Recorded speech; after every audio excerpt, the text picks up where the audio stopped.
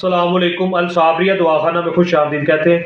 कुछ चीज़ झुका जाए जहाँ पे लोग कहते हैं कि बस हो गई है, पहले बिल्कुल ठीक थे, अब पता नहीं चला दिन ब दिन ऐसे कमज़ोरी बढ़ जाती है, ठुस हो जाते हैं। उनके लिए ये वाली चुटकी नीम गर्म दूध का, उसके ऊपर जो मलाई है उसके अंदर मिक्स करके खा लें।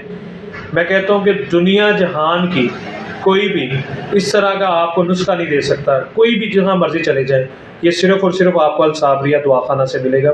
जो सिर्फ़ आपने एक चुटकी खानी होती है और जितनी मर्ज़ी की वीकनेस कमज़ोरी कर चुके हैं जवानी में, ताकत जो होगी वो आपकी बर्दाश्त से बाहर होना शुरू हो जाएगी और एक ऐसी ताकत पैदा करेगी, दोबारा कमज़ोरी नहीं होगी।